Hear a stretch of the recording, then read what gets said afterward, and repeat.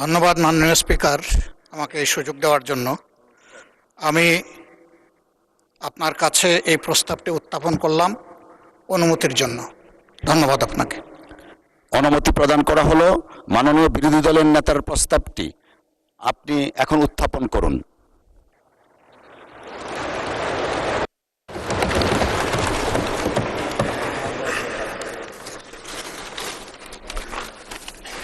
মাননীয় স্পিকার, আমি আবারও গভীর শ্রদ্ধার সাথে বিশেষভাবে স্মরণ করছি গত 17.5 বৎসর যারা বিভিন্নভাবে নির্যাতিত হয়েছেন, জুলুমের শিকার হয়েছেন, যারা জীবন দিয়ে দুনিয়া থেকে বিদায় নিয়েছেন, আহত পঙ্গু হয়েছেন, আয়নাগরের সঙ্গী হয়েছেন, তাদের সকলকেই আমি গভীর শ্রদ্ধার সাথে স্মরণ করছি। আজকের এই সংসদটি গতানুগতিক কোনো সংসদ নয় এবং স্বাভাবিক ধারায় এটা গঠিত হয়নি। এই সংসদ বিশেষ একটা প্রেক্ষাপটে গঠিত হয়েছে।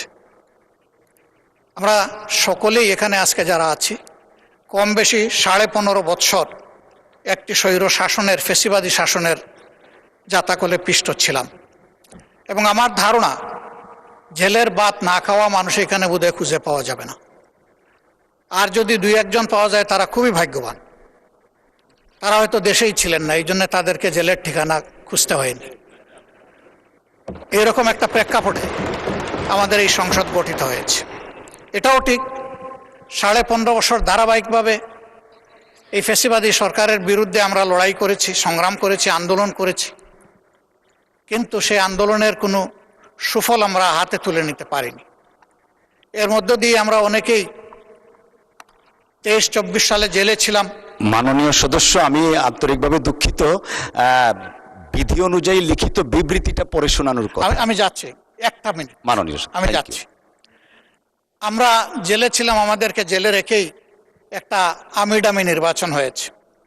সেই নির্বাচনের পরে একটা বিশেষ প্রেক্ষাপটে আমাদের তরুণ যুব সমাজের একটা দাবিকে অগ্রাহ্য অমান্য করার কারণে, গায়ের জোরে দমন করার পথ বেছে নেওয়ার কারণে তারা জীবন বাজি রেখে লড়াইয়ের ডাক দিয়েছিল, নেতৃত্ব দিয়েছিল। আমি তাদের প্রতি আবারও কৃতজ্ঞতা জানাই, অভিনন্দন জানাই। সেই আন্দোলনে দল মত নির্বিশেষে সমস্ত মজলুম মানবতা তাদের সাথে সম্পৃক্ত হয়েছিল। আন্দোলন সফল হয়েছিল। সেই সফলতার প্রেক্ষাপটেই সময়ের ধারাবাহিকতায় আজকের এই সংসদ। এই সংসদ যে কারণে হয়েছে এইটার প্রত্যাশা আমরা সকলেই জানি, যে এই সংসদ ফ্যাসিবাদের মূল উৎপাটনের জন্য দায়িত্ব নিয়ে হয়েছে।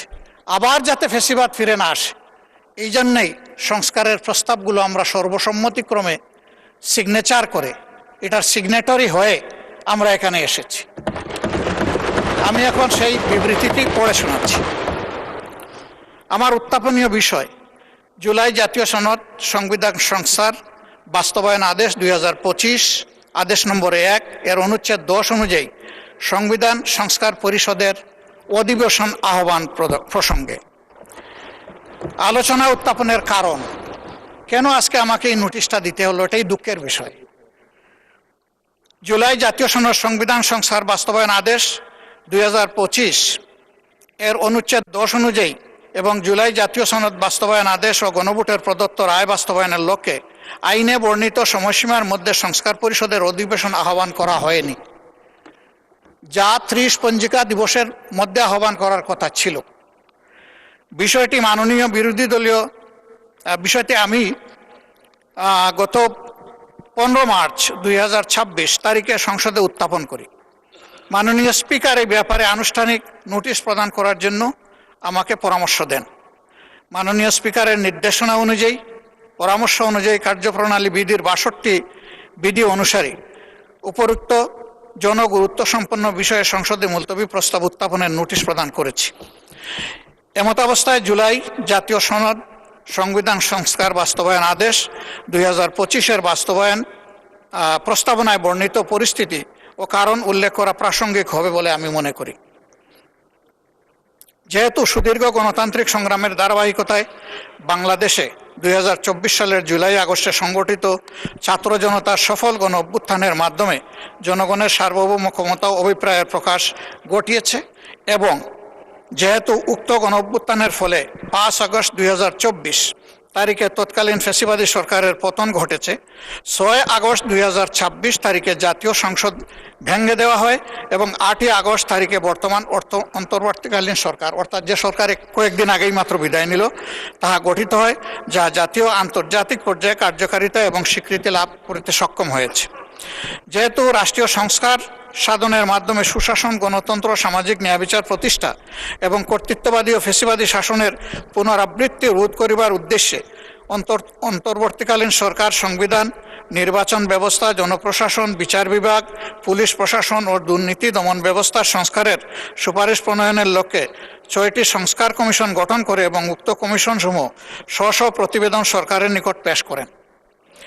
যেহেতু উপরিক্ত প্রতিবেদনগুলোতে অন্তর্ভুক্ত সুপারিশসমূহের বিষয়ে জাতীয় ঐক্যমত্য প্রতিষ্ঠার লক্ষ্যে সরকার 12 ফেব্রুয়ারি 2025 তারিখে জাতীয় ঐক্যমত্য কমিশন গঠন করেন এবং যেহেতু জাতীয় ঐক্যমত্য কমিশন গণঅভ্যুত্থানে অংশগ্রহণকারী সকল রাজনৈতিক দল ও জোটের সহিত আলোচনাক্রমে সংবিধান সংস্কার সহ অন্যান্য সংস্কারের সুপারিশ সম্বলিত জুলাই জাতীয় সনদ 2025 প্রণয়ন করে এবং রাজনৈতিক দল ও জোট সমূহ সম্মিলিতভাবে উক্ত সনদে স্বাক্ষর অথবা বাস্তবায়নের অঙ্গীকার করেন।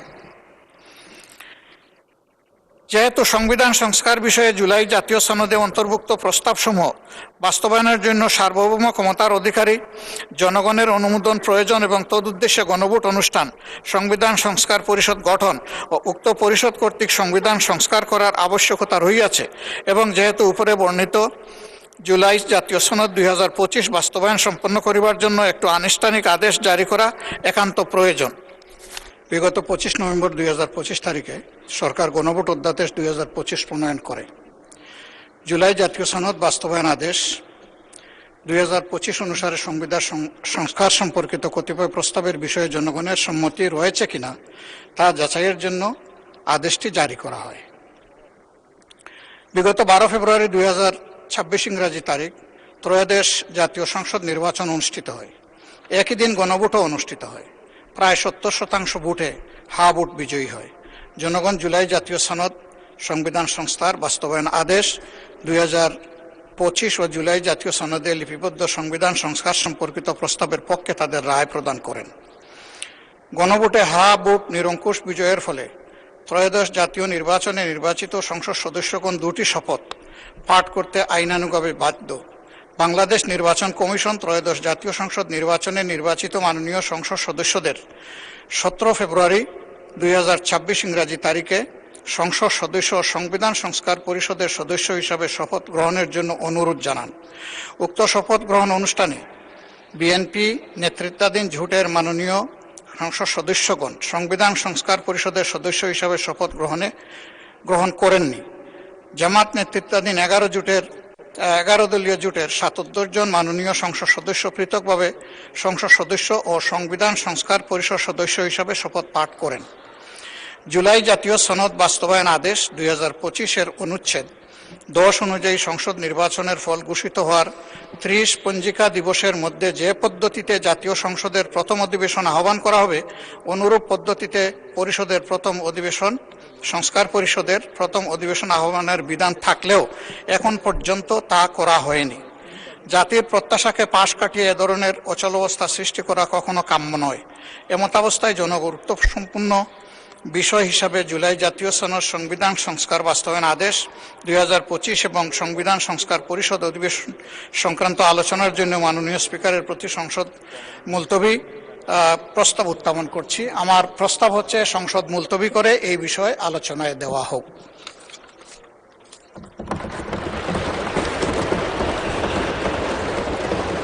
ধন্যবাদ মাননীয় সদস্য। মাননীয় আইনমন্ত্রী মহোদয়। স্পিকার, আপনাকে অনেক ধন্যবাদ।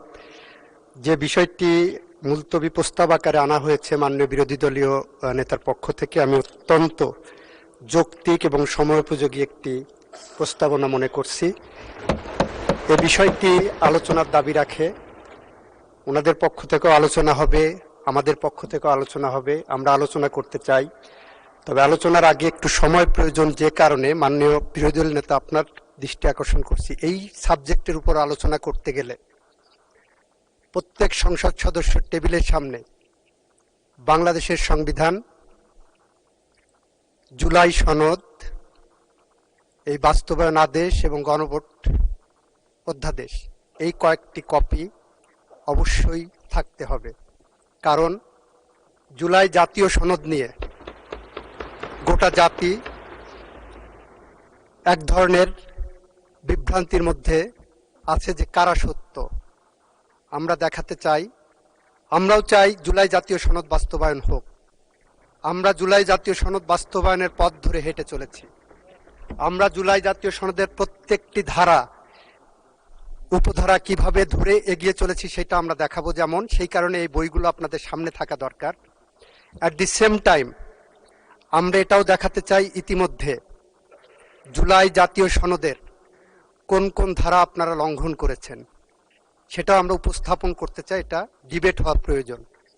অত্যন্ত জনগুরুত্বপূর্ণ, অত্যন্ত সময়োপযোগী এই সাবজেক্টে আলোচনার জন্য মাননীয় স্পিকার আপনি একটি সময় নির্ধারণ করে দেন এবং এই 4টি বই তার সাথে আমি অনুরোধ করব যদি সম্ভব হয়, ওনারা জানেন 2টি অন্য বই লাগবে, 3টি বই লাগবে। মদিনা সনদ,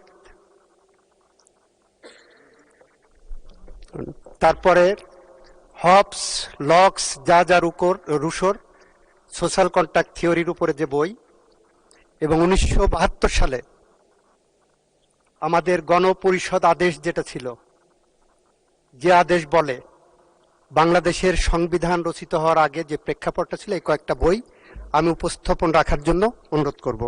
আর একটি তারিখ নির্ধারণ করেন, সেদিন আমরা এটা আলোচনা করতে চাই। ধন্যবাদ।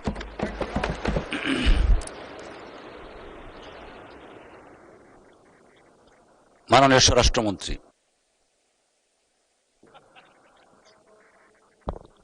মাননীয় স্পিকার, আপনাকে ধন্যবাদ।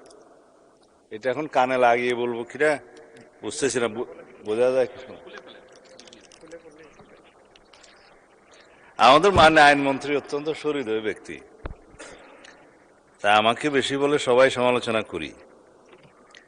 তিনি এক কথায় সব রাজি হয়ে গেছেন, আলোচনা নির্ধারণ করেন, সময় নির্ধারণ করেন, হবস লবস রসুর বই বাইর করেন, সংবিধান, জুলাই জাতীয় সনদ এবং সংস্কার বাস্তবায়ন আদেশ সবকিছু দেন, তারপরে ডিবেট হবে, আলোচনা হবে, কি কি ভায়োলেট হয়েছে না হয়েছে। কিন্তু আমি একটু বিধি মানা লোক, আমি একটু বিধি অনুসারে কথা বলি। মাননীয় স্পিকার, আমার পয়েন্ট অফ অর্ডার হচ্ছে, প্রথমে মাননীয় স্পিকারকে অনুরোধ করেছিলাম সেদিন, যেদিন মাননীয় বিরোধী দলীয় নেতা এই একই বিষয়টা উত্থাপন করেছিলেন, যে ওনাকে নোটিশ দিতে বলেন। এটা নোটিশের প্রয়োজন আছে, অত্যন্ত গুরুত্বপূর্ণ বিষয়। সেই বিষয়ে আপনি সংসদে আলোচনা করে ফয়সালা দিবেন। বিধান হচ্ছে গুরুত্বপূর্ণ বিষয়ে মুলতবি প্রস্তাব। Rule 62, rules of procedure, notice উনি দিয়েছেন। নোটিশের একটা কপি সৌভাগ্যক্রমে আমি পেয়েছি এখানে টেবিলে।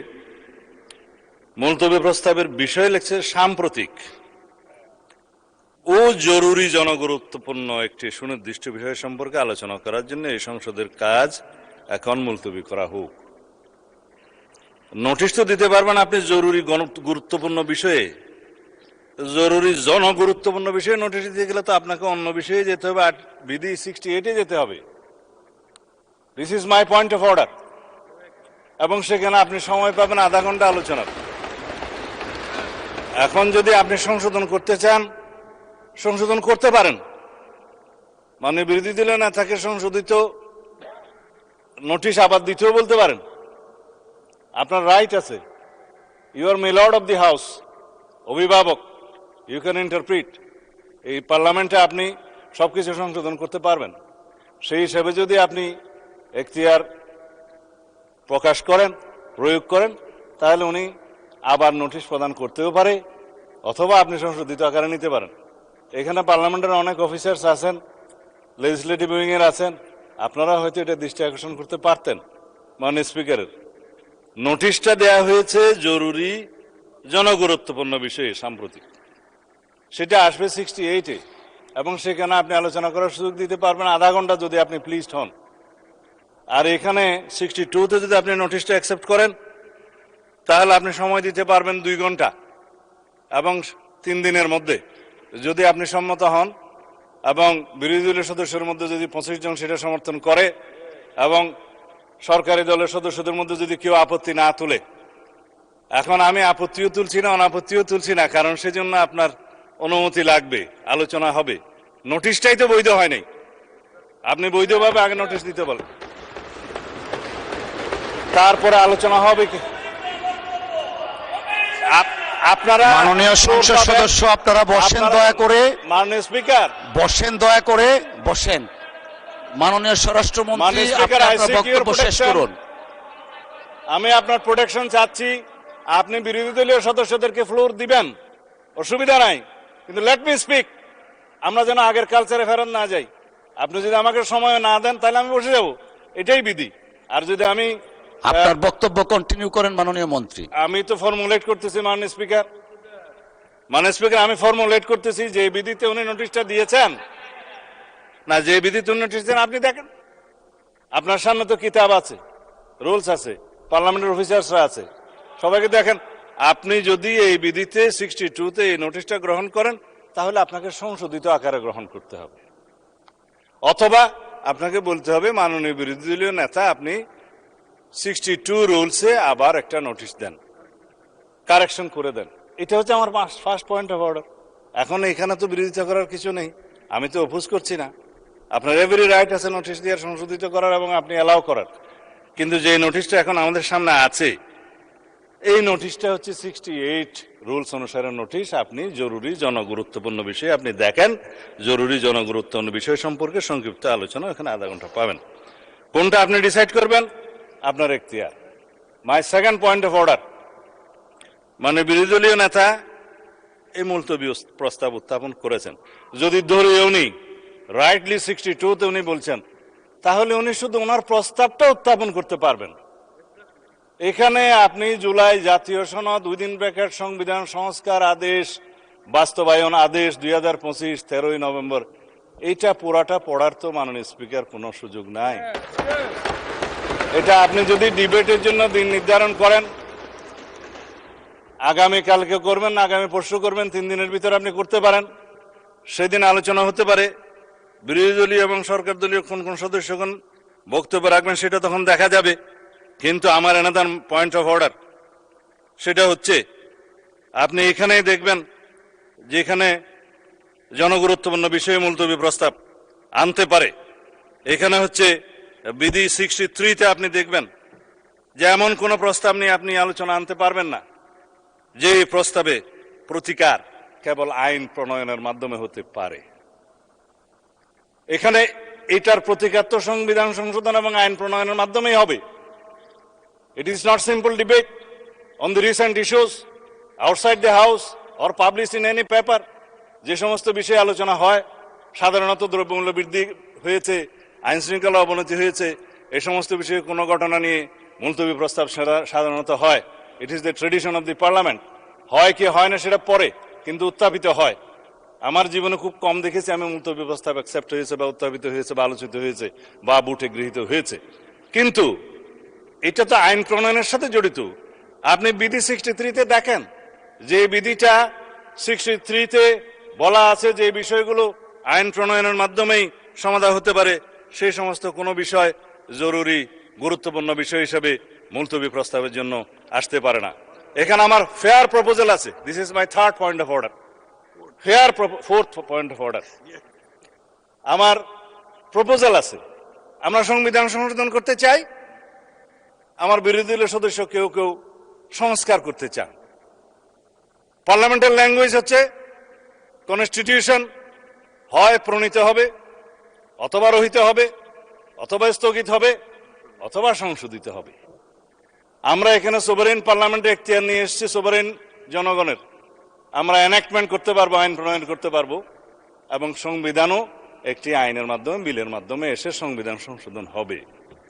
সুতরাং সংবিধান সংশোধনের জন্য let us form a constitution reform committee here, position এবং অপোজিশন সবগুলোকে নিয়ে, সবাইকে নিয়ে সংবিধান সংশোধনের জন্য আমরা কাজ করি। এবং আমাদের গুরুত্ব দিতে হবে জুলাই জাতীয় সনদ, যেটা জাতির সামনে সংসদের দক্ষিণ প্লাজায় সবাই স্বাক্ষর করেছেন, একটা ঐতিহাসিক রাজনৈতিক সমঝোতার দলিল। আমি এটার বিরোধিতা করছি না এই জন্য যে দলিলের মাধ্যমে সংবিধান পরিবর্তন হয়ে যায়নি, সংবিধানের কোনো বিধান পরিবর্তন হয়ে যায়নি, কোনো অর্ডিন্যান্সের মাধ্যমে সংবিধানের কোনো কিছু ডিলিট হয়ে যায়নি, সেটা জায়েজ আছে, কিন্তু প্রস্তাব করা যায়। এইটা হচ্ছে সেই প্রস্তাব জুলাই জাতীয় সনদ, যে পরবর্তী পার্লামেন্টে সংসদে সবাই রাজনৈতিক সমঝোতার দলিল হিসাবে এটা অনুযায়ী আমরা সংবিধান সংশোধন করব। এবং যে সমস্ত রাজনৈতিক দল ম্যানিফেস্টোতে অন্যান্য বিষয় উল্লেখ করেছে, সেই ম্যানিফেস্টো অনুযায়ী জনগণের ম্যান্ডেট পেয়েছে, আমরা 51% ম্যান্ডেট পেয়েছি। আমরা সেই মতো আমাদের ইশতেহারে উল্লেখিত অন্যান্য বিষয়গুলো যেগুলো সংবিধানকে টাচ করবে সেখানে এগুলো আনতে পারবো, এবং অন্যান্য বিষয়গুলো হয়তো আইন কানুন পাশ করে করা যাবে। যাই হোক, আমরা যেমন কৃষি ঋণ মওকুফ করেছি, সেটা আমাদের ম্যানিফেস্টোতে ছিল, ম্যান্ডেট ছিল, এটার জন্য সংবিধানে টাচ করতে হয় নাই। এখন আমার প্রস্তাব হচ্ছে, মাননীয় স্পিকার, আমরা কি আইন প্রণয়নের মাধ্যমে যেটা ফয়সলা করতে হয় সেটা কি জরুরি গুরুত্বপূর্ণ বিষয় হিসেবে এখানে ডিবেট করব নাকি করব না? আমরা কি পার্লামেন্টের একটা সংসদীয় কমিটি ফর্ম করব, যেখানে সংবিধান সংশোধনের জন্য সবাই প্রস্তাব দিবেন, বিরোধী দল, সরকারি দল, স্বতন্ত্র সদস্য থেকে সবাই মিলে আমরা সেখানে প্রস্তাব নেব, এবং একটা নির্ধারিত সময়ের মধ্যে আমরা সেই রিপোর্ট এই পার্লামেন্টে প্রদান করব। এবং সেই কমিটি ইচ্ছা করলে পার্লামেন্ট এবং পার্লামেন্টের বাইরে দেশের সমস্ত সংবিধান বিশেষজ্ঞ এবং বিশিষ্ট জন, স্টেক হোল্ডার, পত্রিকার সম্পাদক সহ সবাইকে আমরা ইনভাইট করে তাদের মতামত নেব। এবং আমরা জাতীয় ভিত্তিতে যেটা আমরা সম্মত হয়েছি, যে জুলাই জাতীয় সনদ যেভাবে স্বাক্ষরিত হয়েছে উইথ নোট অফ ডিসেন্ট, যারা জনগণের ম্যান্ডেট প্রাপ্ত হয়েছে সেই নোট অফ ডিসেন্টগুলো ম্যানিফেস্টোতে উল্লেখ করার পরে সেই হিসাবে যাব, নাকি শুধুমাত্র আমরা এখানে ডিবেট করে মুলতবি প্রস্তাব গ্রহণ করা হইল হ্যাঁ অথবা না বলেন না করছে এগুলো সেখানে যাব? মেজরিটির ভিত্তিতে আমরা যেতে চাই না। আমরা সমঝোতার ভিত্তিতে জাতীয় সংসদে একটি এমন সংবিধান সংশোধন করতে চাই যে দলিলটা আমরা জুলাইয়ের গণ অভ্যুত্থানের শহীদের আকাঙ্ক্ষাকে আমরা ধারণ করতে পারি। আমরা বাংলাদেশের মানুষের পরিবর্তিত পরিস্থিতিতে সকল প্রত্যাশাকে ধারণ করতে পারি। সেই জুলাই গণ অভ্যুত্থানের শহীদের আকাঙ্ক্ষা, প্রত্যাশা, জনপ্রত্যাশা, বিরোধী দল এবং সরকারি দল সবাই মিলে যারা সংসদের বাইরে আছে তাদেরও মতামত সহ নিয়ে আমরা এমন একটা দলিল রচনা করি যাতে করে আমরা অনেক দিন এই দলিলটা নিয়ে কাজ করতে পারি। অনেক দিন বলার কারণ হচ্ছে, সংবিধান মানুষের প্রয়োজনে, দেশের প্রয়োজনে, সমাজের প্রয়োজনে, চাহিদা অনুযায়ী সময়ে সময়ে অবশ্যই কিছু কিছু বিধান পরিবর্তন করতে হয়, সময়ের দাবি। সেই জন্য আমরা একটা পারপিচুয়াল নেচারের অ্যামেন্ডমেন্ট করি, যেটা অন্তত দীর্ঘদিন পর্যন্ত আমাদের এখানে থাকবে। আমরা সেই সংবিধান নিয়ে আগাতে পারবো। আপনি এখন ডিসাইড করতে পারেন, মাননীয় speaker, you are my lord of the house. ধন্যবাদ। মাননীয় বিরোধী দলের নেতা। আমি বুঝতে পারছি না যে আলোচনা আপনি শুরু করেছেন কিনা। বিজ্ঞ সংসদ সদস্য যে বক্তব্য রাখলেন, বিশাল একটা বক্তব্য উনি রেখেছেন। ওনার দৃষ্টিভঙ্গি উনি তুলে ধরেছেন এই মহান সংসদের সামনে। আমরা চাচ্ছি আগে সংসদটা মুলতবি করে আলোচনায় যান আপনি, তারপরে এই সমস্ত বিষয়ে আমরা পার্টিসিপেট করব। ধন্যবাদ মাননীয় বিরোধী দলের নেতা। সব বিষয় আসবে। ধন্যবাদ। আমরা মাননীয় আইনমন্ত্রী এবং মাননীয় স্বরাষ্ট্রমন্ত্রীর বক্তব্য শুনেছি, পাশাপাশি মাননীয় বিরোধী দলের নেতা যিনি উত্থাপন করেছেন ওনার বক্তব্য শুনেছি। সবার বক্তব্য শ্রবণ করে সংসদের কার্যপ্রণালী বিধি 65(2) অনুযায়ী আমাদের 3 দিনের মধ্যে এই বিষয়টাকে নিষ্পত্তি করতে হবে। সেই হিসাবে আগামী 31শে মার্চ 2026 তারিখ রোজ মঙ্গলবার দিনের সর্বশেষ বিষয় হিসাবে 2 ঘণ্টা কাল বিরোধী দলের নেতার মুলতবি প্রস্তাবটি আলোচনার জন্য সময় নির্ধারণ করছি। আগামী 31শে মার্চ মঙ্গলবার 2 ঘণ্টা। মাননীয় স্বরাষ্ট্রমন্ত্রী মাইকটা একটু দিন। হ্যাঁ, মাননীয় স্পিকার, আমি আপনাকে অনুরোধ করব, আপনি মঙ্গলবারে না, আমি অসম্মত হচ্ছি না, আপনি আগে শুনবেন তো। Let me speak.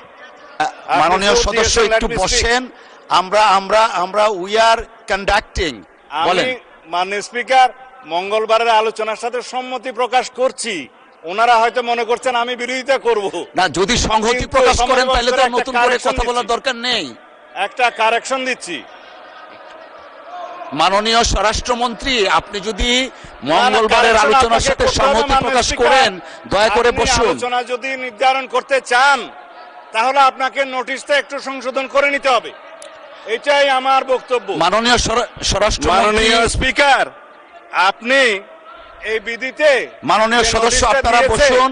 সেটা আপনি আগে সংশোধন করেন। মাননীয় সদস্য, এটা তো কালচার মাননীয় হতে পারে না। সদস্যবৃন্দ, আপনারা আপনি বসুন। ওনাদেরকে মাননীয় বলে দিবেন। স্বরাষ্ট্রমন্ত্রী, আপনিও আমরা বসুন। চাই না যে এখানে আমার কোনো ডিসিশন কেউ অলরেডি হ্যাজ বিন কিন্তু প্রনাউন্সড। আপনাকে তো কারেকশন করে দিতে হবে। আমার মাননীয় স্পিকার। স্বরাষ্ট্রমন্ত্রী, আপনি মাই ডিসিশন কথা অলরেডি বলতে হ্যাজ না বিন দিলে প্রনাউন্সড। আমরা মাননীয় মেম্বার, এই আপনারা সমস্ত বসুন। কালচারকে আমরা জানবো না। পরবর্তী কার্যসূচিতে যাচ্ছি। সর্ববিষয়ে আপনারা বসুন, দয়া করে আপনারা বসুন। মাননীয় স্বরাষ্ট্রমন্ত্রী, আপনি বসুন। মাননীয় সংসদ সদস্যগণ, আপনারা বসুন। My decision has been pronounced. 31শে মার্চ নির্ধারণ করা হয়েছে। সর্বশেষ আলোচনার জন্য 2 ঘন্টা সময় থাকবে। ধন্যবাদ আপনাদেরকে, ধন্যবাদ।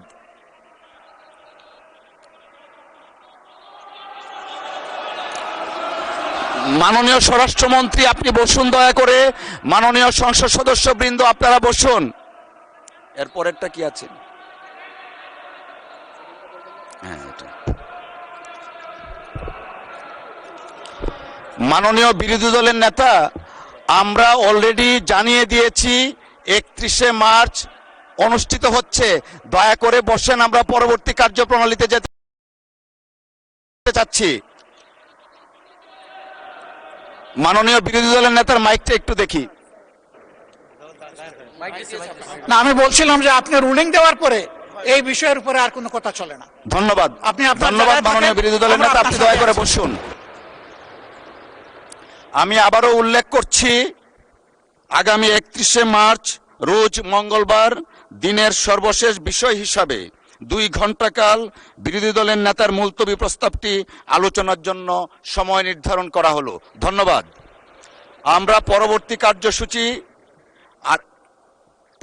কার্যসূচিতে যাচ্ছি।